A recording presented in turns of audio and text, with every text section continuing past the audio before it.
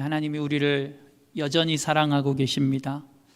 우리 모두도 함께 사랑하고 또 주님의 사랑 안에서 함께 서로 축복하고 또 협력하여 함께 믿음의 아름다운 열매들을 맺어갈 수 있기를 소망합니다. 오늘은 우리가 나를 버리고 예수님을 만나는 삶이라고 하는 주제 속의 6번째 시간입니다. 하나님의 완전한 용서에 관해서 함께 말씀을 나누려 합니다. 여러분 혹시 월간지 중에 좋은 생각이라고 하는 월간지가 있는데 혹시 보시는 분이 계시나요? 그전에는 이렇게 지하철 가판대 이런 데 보면 참 많이 꽂혀서 판매되고 했던 책인데요, 그 월간지에 이런 내용이 실렸던 적이 있다고 합니다.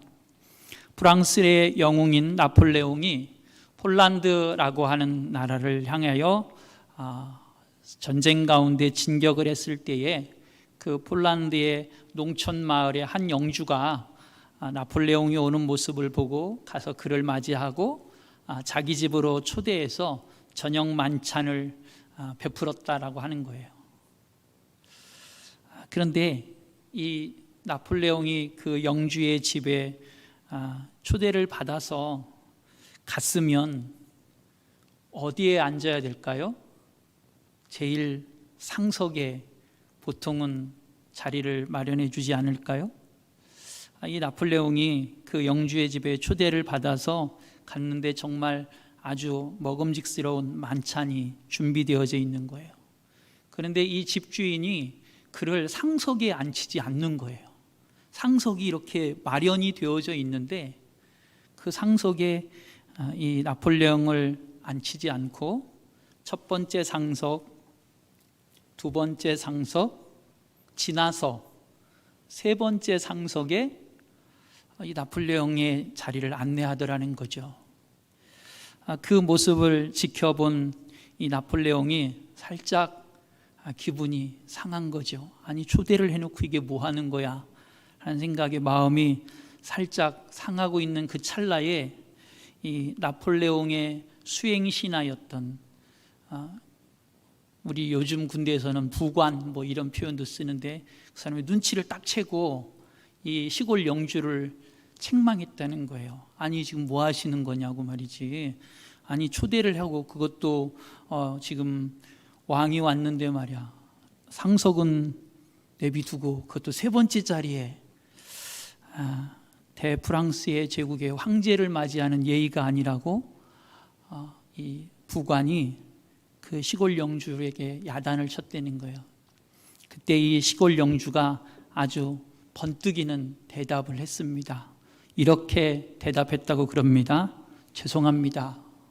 그런데 이 자리는 저희 부모님 자리입니다. 프랑스에서 황제 폐하가 제일 높듯이 우리 집에서는 이 상석 첫 번째 자리는 아버님 자리, 두 번째 자리는 어머님 자리입니다. 저희 집에서는 저희 부모님이 제일 높습니다 라고 대답을 하고 세 번째 자리에 이 나폴레옹 황제를 안내했다라는 이야기지요. 여러분, 여러분에게 있어서, 우리에게 있어서 우리에게는 누가 제일 크고 또 제일 높고 제일 위대하다고 고백하고 계십니까? 나에게 있어서 제일 높으신 분, 나에게 있어서 제일 위대하신 분, 가장 높은 자리, 가장 좋은 자리에 앉으셔야 하는 분은 과연 누구일까요? 저와 여러분 모두가 이렇게 답할 수 있었으면 좋겠습니다. 나를 사랑하셔서 내 죄를 용서하시고 내 모든 죄의 기록들을 다 조건 없이 지워주셔서 나를 구원하신, 그래서 나를 하나님의 자녀 삼아주신 그 하나님이 나에게 있어서는 제일 높고 나에게 있어서는 제일 소중하신 분이십니다. 이렇게 고백할 수 있었으면 좋겠습니다. 우리에게 있어서 가장 높으신 분, 그분은 어떤 분이실까요? 그분은 우리를 용서하시고 우리를 사랑하시고 아무 조건 없이 우리의 모습의 어떠함과 상관없이 우리를 구원해 주신 분, 그 하나님이 우리에게 있어서는 가장 소중한 분이라고 하는 것입니다. 그런데 이 가장 소중하고 가장 높으신 하나님에 대해서 우리는 마음이 너무 어려워질 때, 혹은 그 하나님을 향한 우리의 마음이 잘 안 받아들여질 때가 있습니다. 여러분, 마음 열기에 보면 이런 질문이 되어져 있습니다.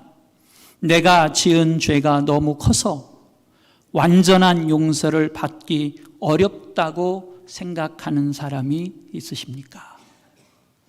내 모든 죄를 용서하셔서 조건 없이 나를 구원하시고 자녀 삼으신 그 하나님이 우리에게 가장 높으신 분이신데, 가장 소중하신 분이신데, 그런데 우리는 그 하나님 앞에서 내가 지은 죄가 너무 커서, 내가 죄를 너무 많이 져서 그 하나님 앞에 완전한 용서를 받기 어려운 존재야 나는, 이렇게 생각해 본 적이, 아니면 그렇게 생각하시는 분이 혹시 있으신가 하는 질문입니다. 여러분, 에베소서 4장 32절, 우리가 조금 전에 읽었던 말씀은 이렇게 우리에게 권면합니다. 서로 친절하게 하며 불쌍히 여기며 서로 용서하기를 하나님이 그리스도 안에서 너희를 용서하심과 같이 하라. 하나님은 예수 그리스도로 말미암아 우리를 온전히 그리고 완벽하게 용서하셨다라고 가르쳐 주고 계십니다. 그래서 오늘은 우리가 나를 버리고 예수님을 만나는 삶을 사는 사람, 하나님의 완전한 용서의 은혜를 받은 사람, 그러면 우리가 어떻게 그 하나님의 완전한 용서를 누리게 될까? 우리가 완전한 용서를 누리기 위해서는 어떻게 해야 할까? 함께 말씀을 나누려 합니다. 먼저 우리는 하나님의 완전한 용서를 누리길 원한다면 우리가 하나님 앞에 우리의 죄를 회개할 때 용서의 확신을 갖고 기도해야만 합니다. 내가 하나님 앞에 내 죄를 고백할 때 내가 고백하는 그 어떤 죄에 대해서도 하나님은 나를 용서하신다라고 하는 확신이 있어야 된다라는 것이지요. 여러분, 회개를 하지 않으며 사는 건 문제입니다. 그렇죠? 회개하지 않는 거 문제예요. 그런데 여러분, 회개하지 않는 것도 문제이지만 내가 하나님 앞에 나와서 회개를 하면서도 내가 회개하면 하나님이 용서하신다라고 하는 용서의 확신이 없는 채로 사는 것 또한 큰 문제입니다. 왜냐하면 우리는 무엇 때문에 용서받았지요? 예수님 때문에 용서받았습니다. 우리는 예수 그리스도로 말미암아 용서받았고 하나님의 자녀의 삶을, 거룩한 삶을 살게 된 것이지요. 그런데 내가 하나님 앞에 와서 회개할 때 용서의 확신이 없다라고 하는 이야기는 내가 예수를 만났는지 안 만났는지에 대한 확신이, 아니면 그것이 흔들리고 있다라고 하는 것이지요. 좀 더 나가보면 내가 예수 그리스도로 말미암아 용서받고 구원받았는데 그 예수 그리스도로 말미암아 용서받았고 구원받았다라고 하는 확신이 내 모습으로 인해서 흔들리고 있는 거지요. 그래서 내가 하나님 앞에 용서받았다라고 하는 확신이 없는 것 또한 대단히 큰 문제가 아닐 수 없습니다. 요한일서 3장 21절은 이렇게 우리에게 가르쳐 줍니다. 사랑하는 자들아, 만일 우리 마음이 우리를 책망할 것이 없으면 하나님 앞에서 담대함을 얻고, 내가 하나님 앞에서 책망할 것이 없다고 여겨지면, 다시 말하면 내가 하나님 앞에서 회개하여 용서받았다는 확신이 있으면, 그 용서가 믿어지면 우리는 하나님 앞에 담대히 나아갈 수 있는 은혜를 누리게 되어진다라고 하는 것이지요. 여러분, 하나님 앞에 담대함을 얻고 나아갈 수 있는 은혜를 누리는 것, 그것은 아무나 누리는 것이 아닙니다. 그것은 내가 하나님 앞에 진정으로 회개했고, 그 내가 하나님 앞에 진정으로 회개했을 때 하나님이 나를 용서하셨다라고 하는 믿음의 확신이 있는 자가 갖게 되어지고, 그리고 하나님 앞에 나아갈 수 있게 되어지는 것이지요. 그래서 우리는 하나님 앞에 회개할 때, 내가 용서의 기도를 드릴 때 하나님이 나를 용서하신다라고 하는 믿음의 확신이 있어야만 하는 것입니다. 여러분, 우리가 마음이 청결하면, 다시 말하면 내 모든 죄가 하나님 앞에 용서받았다라고 하는 확신이 있으면 우리는 하나님 앞에 담대히 나아가게 되어집니다. 그래서 하나님 앞에 나아갈 때 우리는 담대함이 필요하고, 또한 그 담대함은 우리가 하나님 앞에 회개의 자리로 나아갈 때 또한 필요하다라고 하는 것이지요. 우리가 하나님 앞에 나올 때 예수님의 십자가를 바라봅니다. 왜냐하면 그 예수님의 십자가의 보혈이 내 어떤 죄도 다 용서하시기 때문이지요. 그 예수님의 십자가의 보혈이 나의 그 어떤 죄도 용서받지 못할 죄가 없다라고 하는 믿음이 있기에 우리는 그 십자가의 예수를 바라보며 주님 앞에 나아가는 것이지요. 마태복음 12장 31절에서 예수님은 우리에게 그래서 이렇게 가르쳐 주시기도 하십니다. 내가 너희에게 이르노니 사람에 대한 모든 죄와 모독은 사하심을 얻되, 모든 죄에 대해서 우리는 사하심을 얻을 수 있다고 예수님은 우리에게 가르쳐 주십니다. 우리가 회개할 때, 하나님 앞에 우리의 죄를 고백할 때 우리는 하나님 앞에 담대히 나아가야만 합니다. 그런데 우리가 하나님 앞에 담대히 나아가지 못하도록, 용서의 확신을 갖지 못하도록 방해하는 이가 있습니다. 여러분이 잘 아십니다. 그분은 마시성으로 시작되어지는 아주 나쁜 놈입니다. 때로는 사시성으로 우리가 표현하기도 합니다. 마귀라고 하는 놈은, 사단이라고 하는 놈은 우리가 하나님 앞에 회개의 기도를 하는 것도 방해할 뿐만 아니라 우리가 그 회개의 기도의 자리에 나아갈 때 하나님이 주시는 용서의 확신을 갖는 것 또한 방해하고 회방하여 우리가 하나님 앞에 담대히 나아가지 못하도록 우리를 가로막으려 하지요. 그러나 우리가 어떤 죄와 혹은 어떤 실수와 어떤 허물이 있다 할지라도 우리가 하나님 앞에 진실한 마음으로 나아가 예수 그리스도의 십자가의 보혈을 의지하고 그 십자가 앞에서 자복하고 회개하고 고백하면 하나님은 반드시 그 어떤 죄도 용서하시고 우리를 받아주신다라고 하는 사실이지요. 이 믿음, 이 담대함이 있어 우리는 하나님 앞에 나아가게 되어지는 것입니다. 그래서 우리는 하나님 앞에 기도의 자리로 나아갈 때, 특별히 회개하며 나아갈 때 우리는 하나님이 용서하신다라고 하는 확신을 갖고 기도의 자리로 나아가야만 합니다. 이사야 59장 1절 말씀에 보면 이사야를 통해서 우리에게 이렇게 가르쳐 줍니다. 여호와의 손이 짧아 구원하지 못하심도 아니요 귀가 둔하여 듣지 못하심도 아니라 오직 너희 죄악이 너희와 너희 하나님 사이를 갈라놓았고 너희 죄가 그의 얼굴을 가리어서 너희에게서 듣지 않으시게 함이니라. 하나님이 손이 짧아서 귀가 둔하여서 우리의 죄를 용서하지 못하는 것이 아니라고 말씀하고 계시는 것입니다. 여러분, 종교개혁자 마틴 루터를 아십니까? 이분은 수도사였습니다.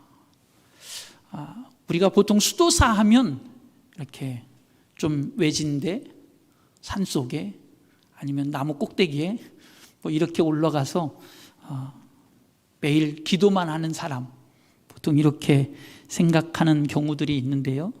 그 모양이 조금씩 차이는 있지만 우리가 수도사 하면 공통적으로 그려지는 이미지가 있습니다. 그것은 매일 성경을 연구하고 매일 성경을 읽고 기도만 하니, 그리고 사람들하고는, 세상과는 단절된 삶을 살으니 죄를 지을 일이 없겠다라고 생각을 하게 되지요.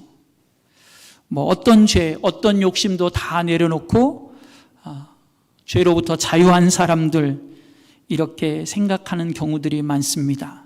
그런데 루터는 수도원에서 하나님 앞에 기도하고 명상을 하며 살아가지만 매일같이 죄로 인해서 고민하고 자신의 가슴을 쥐어뜯으며 탄식했다고 합니다. 내 죄, 내 죄, 이것을 어찌하나. 매일같이 마음에서 일어나는 그 죄의 문제가 해결되지 않았었다라고 하는 거지요. 당시에 로마에는 스칼라 산타라고 하는 성당이 있었는데요. 이 스칼라 산타라고 하는 성당에는 예수님이 빌라도 앞에서 재판을 받으실 때 올라가셨던 그 계단에 있던 돌을 뜯어다가 이 스칼라 산타 성당에 옮겨져 있었다라고 합니다. 많은 사람들이 그 옮겨진 그 계단을 무릎으로 기어오르면 죄 사함을 받는다라고 믿었대요. 심지어는 자신의 죄가 용서될 뿐만 아니라 연옥에 가 있는, 이제 카톨릭 교리인데요, 연옥에 가 있는 우리 부모, 형제, 친구, 친척들이 내가 그렇게 그 계단을 열심히 오르면서 기도하면 그 연옥에서 천국으로 옮겨져 간다라고 믿기도 했다고 합니다. 그래서 루터 또한 이 계단을 열심히 오르내리며 입도 맞추고 주기도문도 외우고 기도를 했었다라고 합니다. 그런데 여전히 자신 안에는 해결되지 아니하는 문제가 있었는데 그것은 자신의 죄가 해결되지 않더라고 하는 거예요.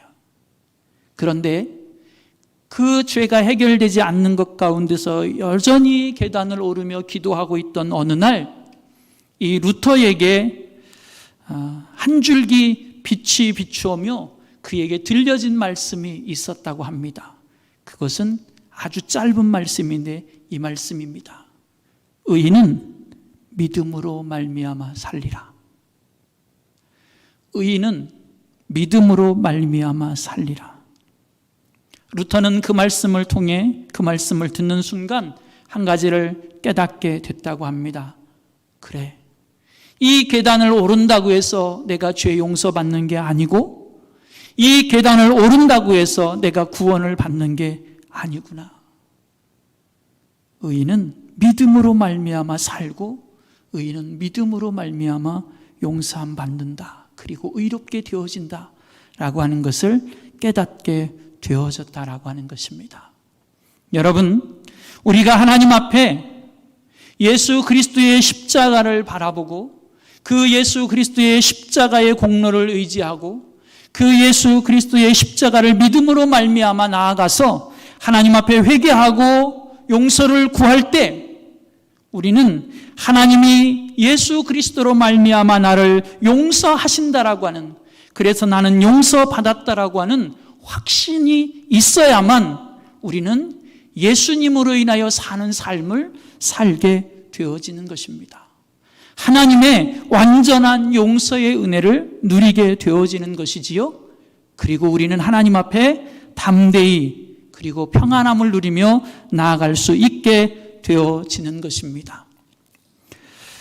여러분, 우리가 나를 버리고 예수님을 만나는 삶을 사는 사람, 하나님의 완전한 용서의 은혜를 받은 사람은 또한 이런 모습을 갖게 되어지는데요. 그것은 회개를 통해 죄와의 싸움에서 승리하게 되어집니다. 다시 말하면 회개는 죄와의 싸움에서, 우리는 이걸 영적 전쟁이라고 표현하기도 하는데요. 이 영적 전쟁에서 승리하는 삶을 살게 되어집니다. 여러분, 회개는 죄와의 전쟁에서 승리하는 힘이고 능력입니다. 여러분, 우리 한국 개신교회는 약 140여 년의 선교 역사를 갖고 있습니다. 약 140여 년의 선교 역사를 갖고 있는 가운데 우리 한국교회의 오순절 하면 빠지지 않고 등장하는 시기가 있는데 그것은 1907년 평양 장대현 교회에서 있었던 부흥 역사입니다. 1907년 1월 6일 평양 장대현 교회에서 저녁 집회가 열리고 있었습니다. 그 집회가 여러 날 계속 되어졌는데요. 그러다가 14일 저녁 집회에 여러분이 들어보셨을 것 같은 길선주 장로님이 회중 앞에 나와서 자신의 죄를 공개적으로 고백하고 통회하는 일이 일어났습니다. 그분이 이렇게 고백했다고 합니다. 나는 아간과 같은 자입니다. 나 때문에 하나님이 축복을 주실 수가 없었습니다. 약 1년 전에 내 친구 중 한 사람이 임종시에 나를 자기 집으로 불러서 말하기를, 길장로, 나는 이제 세상을 떠날 것 같으니 내 재산을 잘 정리해 주시오. 내 아내는 셈이 약하기 때문이요 라고 부탁했습니다. 나는 내가 잘 돌보아 드릴 테니 염려 말라고 대답했습니다. 그러나 미망인의 재산을 관리하다 나는 미화 100달러 상당의 금액을 사취했습니다. 나는 하나님의 일을 방해해 온 것입니다. 내일 아침에 그 돈 전액을 미망인에게 돌려드리겠습니다. 라고 이 길선주 장로님이 그 많은 회중이 모인 자리에서 자신의 죄를 고백했다라고 하는 것이지요. 그런데 이 고백이 일어나고 그 자리에 놀라운 일들이 벌어지기 시작했습니다. 아무도 예상치 못한 일들이 그곳에 모인 사람들의 마음과 그들의 심령과 그들의 믿음을 뜨겁게 만들어 주었습니다.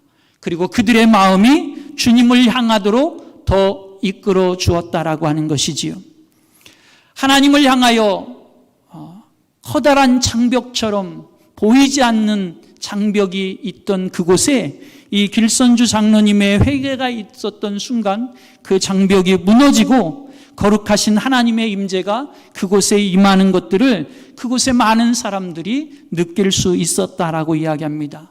그래서 그곳에 계셨던 이기람 선교사라고 하는 분은 이렇게 회중을 향하여 요청했다고 합니다. 기도하기를 원하면 함께 통성으로 기도합시다.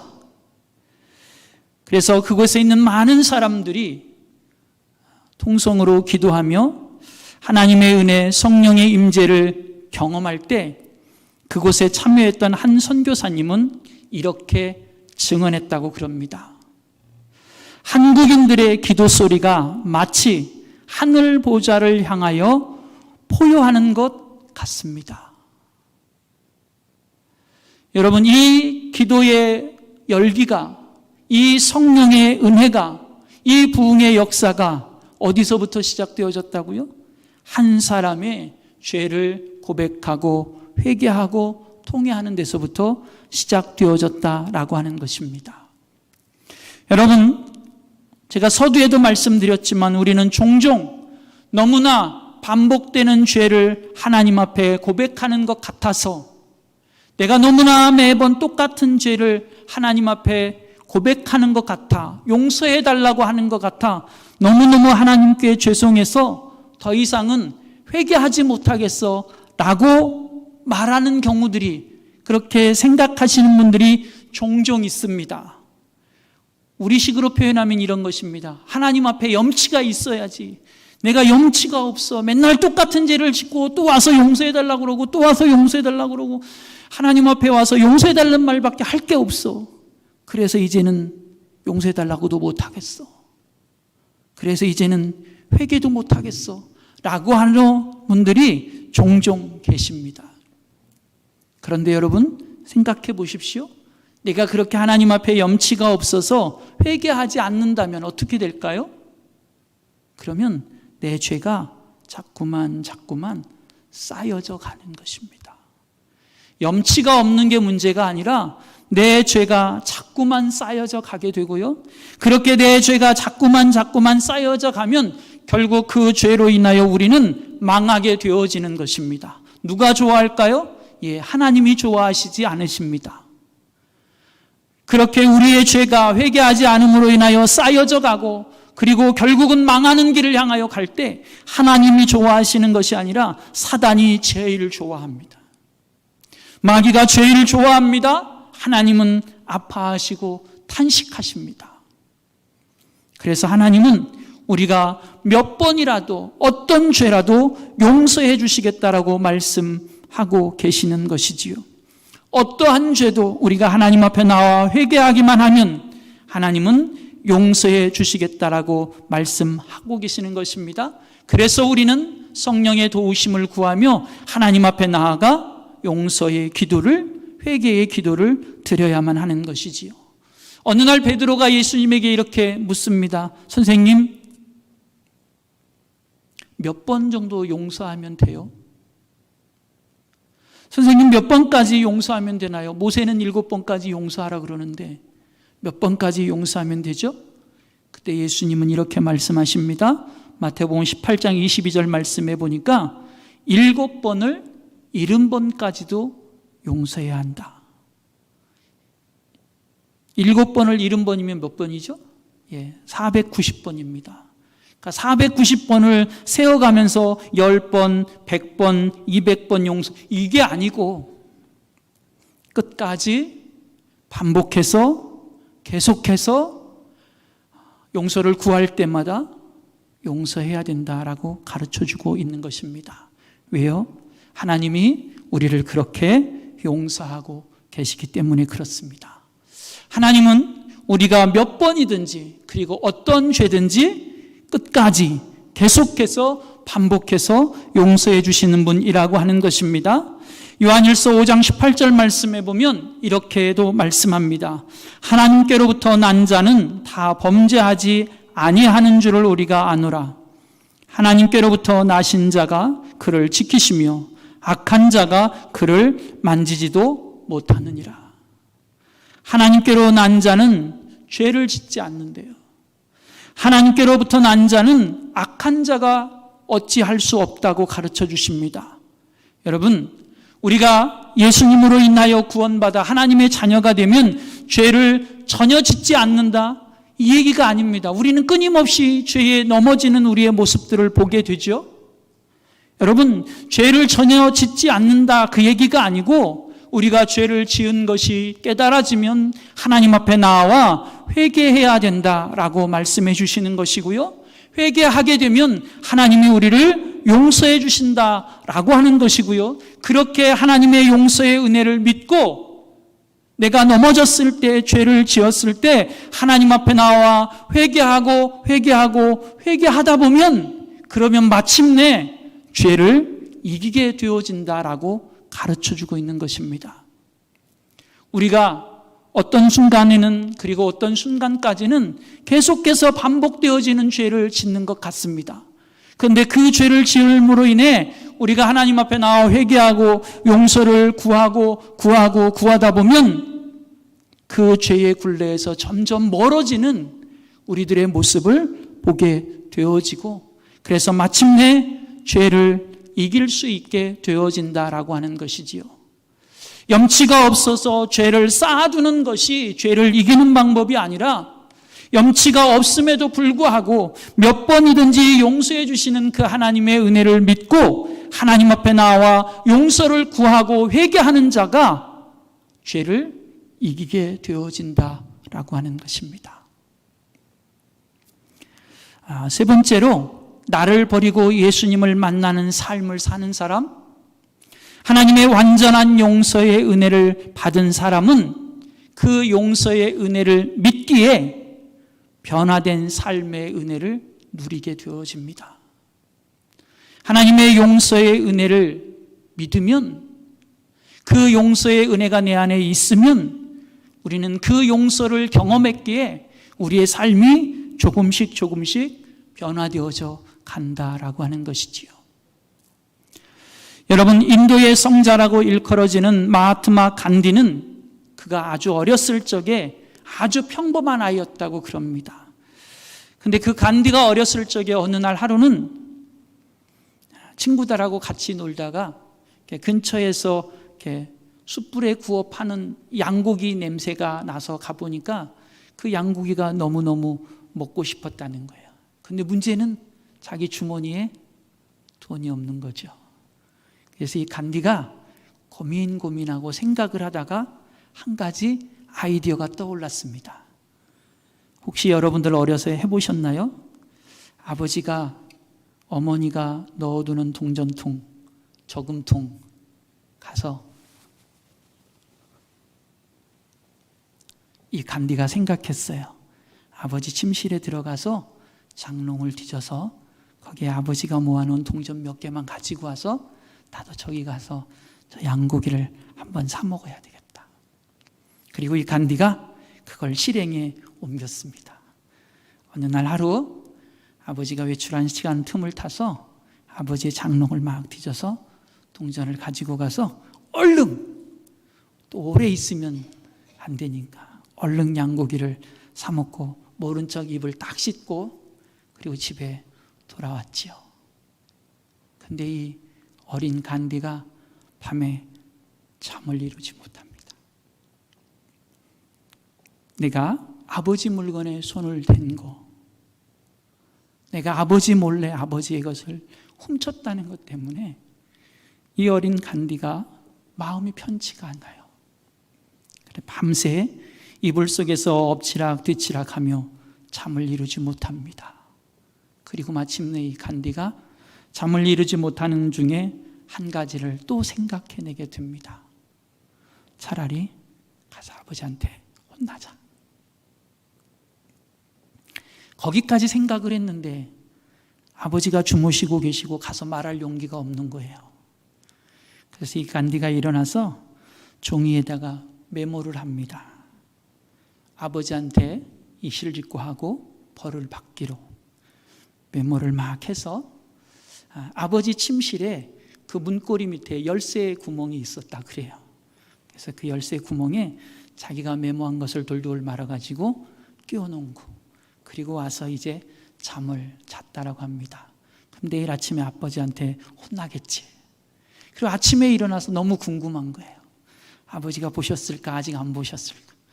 일찍 일어나서 아버지 침실로 가서 보니까 아이 종이가 없어진 거예요.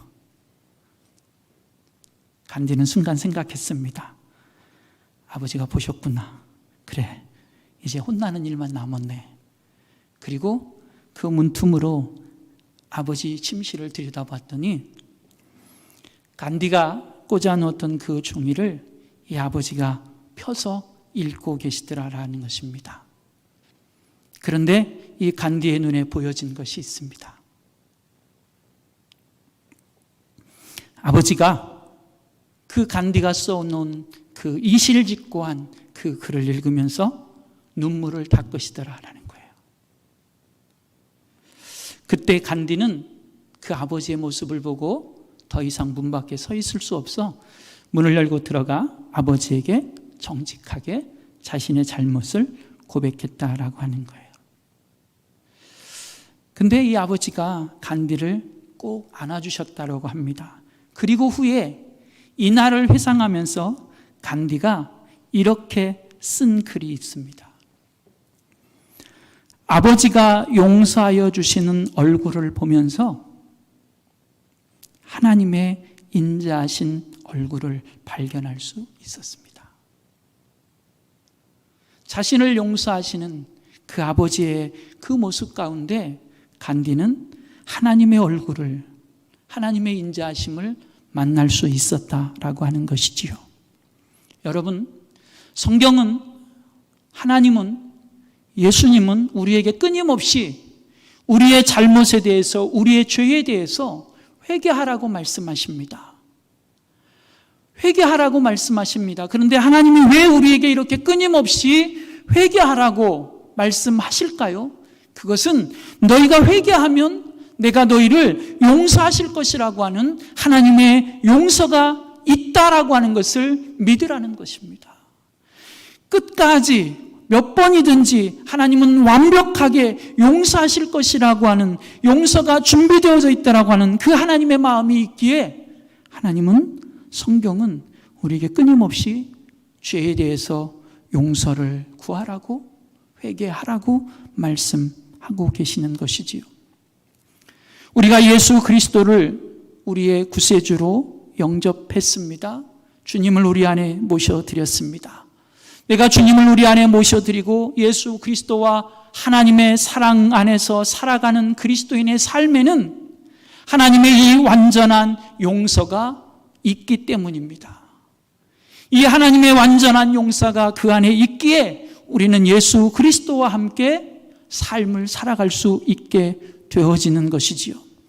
내가 때로 실수하고, 내가 때로 넘어지고, 내가 때로 하나님의 마음을 아프시게 해드리는 경우들이 있음에도 불구하고 이 간디의 아버지가 눈물을 흘리며 간디를 용서하셨던 것처럼 우리의 아버지 되신 하나님은 언제나 우리를 용서하실 준비가 되어져 있으시고 우리를 끝까지 몇 번이든지 용서하신다라고 하는 믿음의 확신이 있을 때 우리는 우리의 삶이 변화되어져 가는 것들을 경험하게 되어지는 것입니다. 이사야 1장 18절에서 하나님은 우리에게 이렇게 말씀하기도 하십니다. 여호와께서 말씀하시되 오라 우리가 서로 변론하자. 너희의 죄가 주홍 같을지라도 눈과 같이 희어질 것이요 진홍같이 붉을지라도 양털같이 희게 되리라. 여러분, 하나님의 그 몇 번이든지 무한한 용서가 잘 믿어지지 않거나 혹은 이상하게 여겨지신 적이 있으십니까? 하나님이 몇 번이든지 혹은 언제까지든지 용서하신다라고 하니 그럼 그냥 대충 살아도 되겠네. 그리고 가서 회개하면 되지 뭐 라고 생각했던 적이 혹시 있으십니까? 여러분, 하나님의 우리를 향하신 은혜는 때로는 이렇게 하나님의 진심과 상관없이 우리에게 이해되어지고 해석되어지고 그리고 심지어는 악용되어지는 위험성이 있습니다.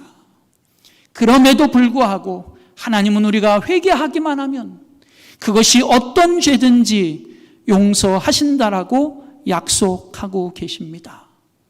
회개하기만 하면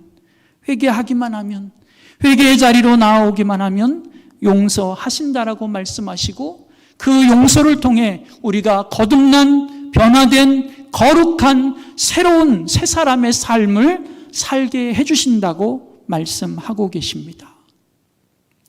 우리가 몇 번이라도 회개하기만 하면 하나님이 용서하심을 믿을 때 우리의 삶은 변화되어져 갑니다. 새로워져 가게 되어집니다. 거룩하게 되어져 갑니다. 그래서 우리는 우리를 향하신 하나님의 완전한 용서의 사랑을 그리고 용서의 은혜를 우리의 매일매일의 일상의 삶에서 누리게 되어지고 그로 인하여 변화되어져 가게 되어지는 것이지요. 여러분, 우리 안에 예수님께서 우리가 죄를 지을 때마다 아파하시고 우리가 죄를 지을 때마다 우리 하나님께서 탄식하신다라고 하는 것을 누가 느낄까요? 누가 깨달을까요? 그것은 회개하는 자입니다. 회개하는 자가 우리가 죄를 지을 때마다 또다시 예수님이 아파하시고 하나님이 탄식하심을 알게 되어지고 그래서 죄를 점점 더 멀리 하게 되어지는 것이지요. 우리 죄 때문에 2000년 전 골고다에서 예수님이 십자가를 지셨던 것, 그리고 오늘도 우리가 죄의 자리에 놓일 때마다 탄식하시며 아파하시는 것을 누가 알게 될까요? 회개하는 자입니다. 그래서 회개하는 자가 죄를 멀리하게 되고 회개하는 자가 변화된 삶을 살게 되어지고 하나님의 은혜 안에 거하게 되어지는 것이지요. 회개하는 자가 아파하는 예수 그리스도의 마음을 알게 되어지는 것입니다. 탄식하시는 하나님의 마음을 알게 되어지는 것이지요. 에베소서 4장 30절 말씀해 보면 이렇게 말씀합니다. 하나님의 성령을 근심하게 하지 말라. 그 안에서 너희가 구원의 날까지 인치심을 받았느니라. 구원의 날까지 우리는 하나님의 것이 되었습니다. 여러분, 내가 죄를 지은 것이 깨달아질 때마다 하나님 앞에 나아오십시오. 회개의 자리로 나아가십시오. 그것이 죄를 싫어하는 방법이고 그것이 죄를 멀리하는 방법이고 그것이 죄를 이기는 사람의 모습입니다. 죄가 싫어지면 죄를 이기게 되어집니다. 죄가 싫어지면 우리는 끊임없이 하나님 앞에 작은 죄까지도 회개하는 사람이 되어집니다. 그리고 마침내 죄를 이기게 되어집니다. 여러분, 때로는 우리가 회개하면서 아프고 고통스러움을 경험할 때가 있습니다. 왜냐하면 내 안에 그 수치스러운 죄의 모습들을 꺼내야 되니까. 부끄럽고 수치스러운 내 죄의 모습들을 끌어내는 것이 때로는 고통스럽고 수치스럽기도 합니다. 그러나 그 고통 가운데서, 그 수치 가운데서 내 죄를 끌어내 하나님 앞에 고백하며 회개하는 자, 그가 하나님의 은혜를 가장 풍성하게 누리는 자입니다. 예수님의 그 십자가의 사랑을 가장 뜨겁게 체험할 수 있는 자입니다. 내가 회개하는 그 자리가 하나님의 은혜를 만나는 자입니다. 하나님이 주시는 기쁨을 누리는 자리입니다. 하나님 앞에 담대히 나아가며 평안을 누리는 자리인 것이지요. 여러분, 회개를 통하여 하나님의 은혜와 하나님의 사랑과 그리고 하나님 주시는 평안과 기쁨을 누리는 저와 여러분이 되어지기를 소망합니다. 여러분, 나를 버리고 예수님을 만나는 삶, 하나님의 완전한 용서를 누리는 자의 삶의 모습, 그 자리는 회개의 자리입니다. 회개함으로 하나님 앞에 나아가 하나님이 용서하신다라고 하는 믿음의 확신을 갖고 용서의 은혜를 누리고 죄를 멀리하여 죄를 이기고 변화된 삶으로 나아가는 우리들이 되기를 소망합니다. 우리가 예수님의 사역 가운데서 많은 사람들을 만나게 되는데, 그들이 예수님을 만나 내 죄 사함을 받았느니라라고 하시는 예수님의 선언을 들을 때 그들은 몸도 마음도 영혼도 구원받고 회복되어지는 모습들을 만나게 되어집니다. 오늘도 우리를 용서하시고 끝까지 몇 번이고 용서하셔서 우리를 새롭게 하시는, 그리고 회복시키시는, 그리고 구원하시는, 그리고 승리케 하시는 하나님의 은혜가 오늘도 우리 모두 가운데 있게 되어지기를 간절히 소원합니다. 기도하겠습니다.